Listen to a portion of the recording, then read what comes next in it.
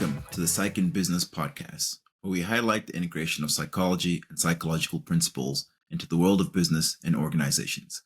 I'm your host, Dr. Ernest Wayde. I had a really good time talking to our latest guest, Dr. Tamara Lin. If you remember, Dr. Lin was a federal prisons warden who led her facility through the COVID pandemic. And she talked about how she did that by focusing on building resilience in her staff and in the prisoners that she had responsibility for. One of the other things that she talked about and that I took away from the conversation was how learning agility is something that really helped her be able to be flexible and comfortable in novel situations. And it got me thinking about how we all think and make decisions. For a long time, one of my interests has been in the area of decision making, specifically in terms of younger and older adults. So basically, as you get older, how does your decision making capability change? And we know from research that one of the ways in which decision making is impacted most is through working memory. So working memory is an essential part of higher order thinking and functioning. It really impacts your ability to reason, to comprehend information, and to make decisions. There are multiple parts to working memory.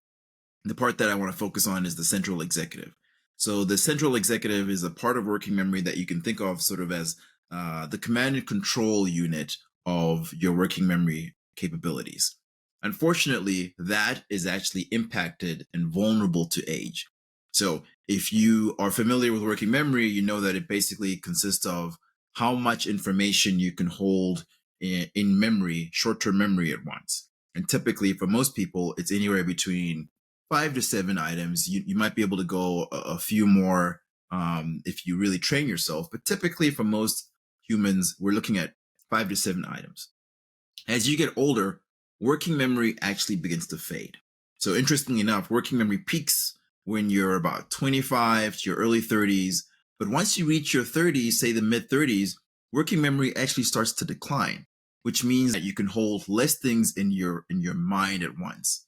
And this is really important because we know that working memory, as we've talked about already, is a critical part to making decisions, making conscious decisions. When you're reasoning things out, when you're rationalizing things, you really need working memory. So we see already that there's some age-related changes that come to things like decision making, which relies on working memory. And so one way around this actually is by engaging in the use of unconscious cognition, which is basically thinking without awareness. So a lot of times what we hear is intuition, right? So what is intuition?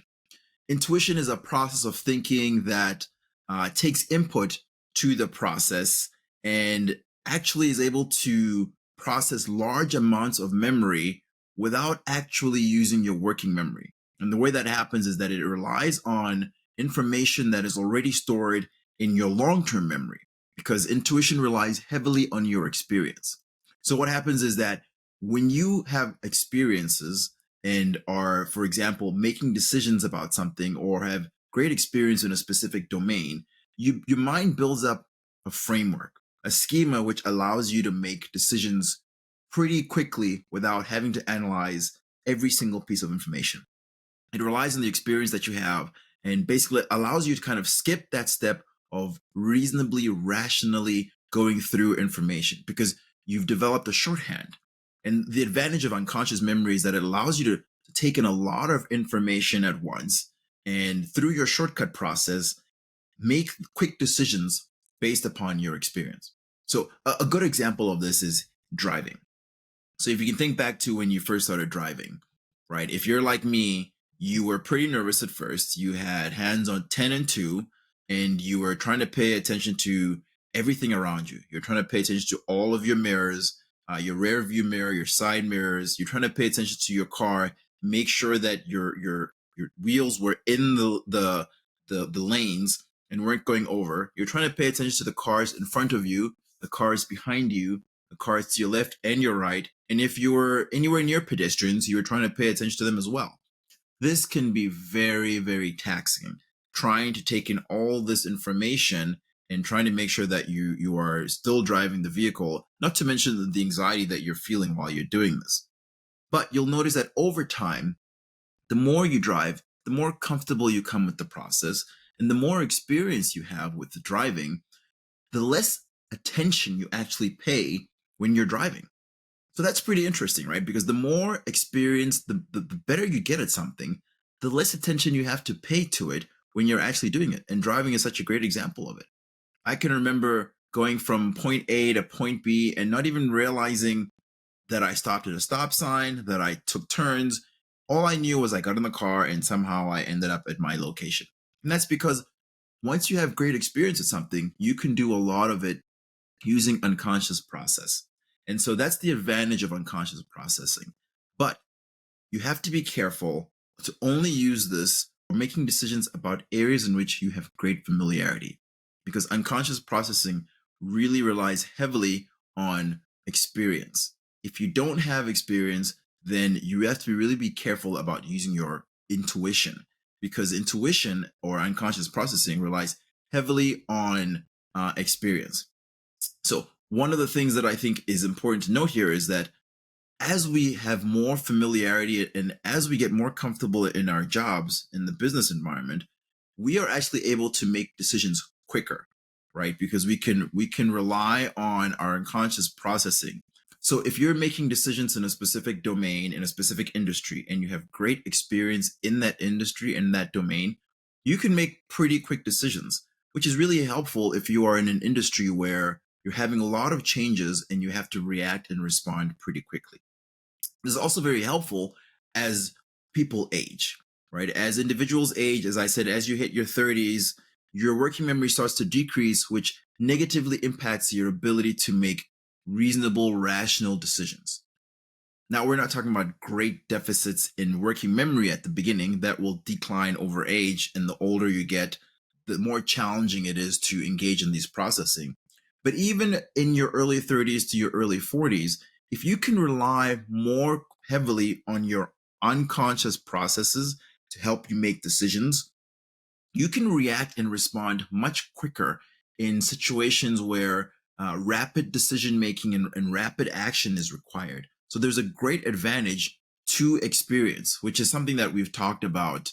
You hear about that a lot of times in business, but there's actually research that shows that it actually impacts your brain, and your brain actually creates this framework and this schema to help you make decisions a lot quicker.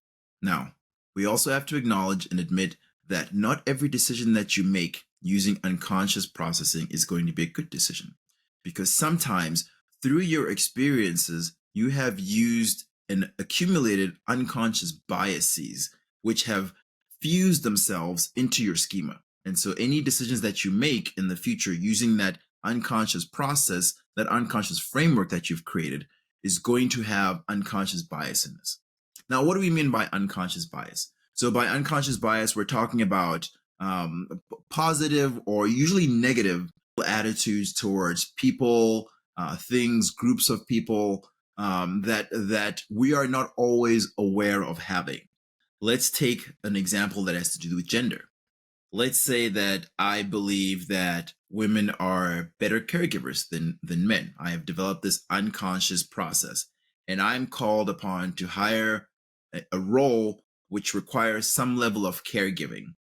I am more likely, if I'm making that decision unconsciously, because of my bias, my unconscious bias, I am more likely to choose a woman for that role because I have this unconscious bias which has seeped into my decision making process, and choose a woman for that position because I have this unconscious bias.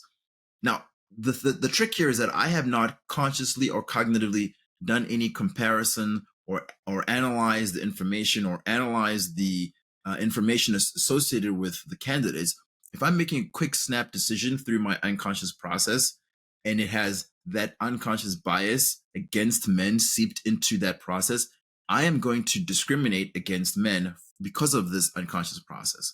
So while it is absolutely helpful and beneficial to use our unconscious cognitions, our intuitions, and especially as we begin to see negative impacts of our working memory deficits, it is also critical that we be aware that we have unconscious biases which may impact the decisions that we make.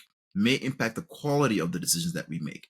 And so it's something that we need to be very careful of and balance in business, making quick decisions based upon intuition, but also being mindful of the fact that if we have unconscious biases, which a lot of us have, it can negatively impact the decision that we make.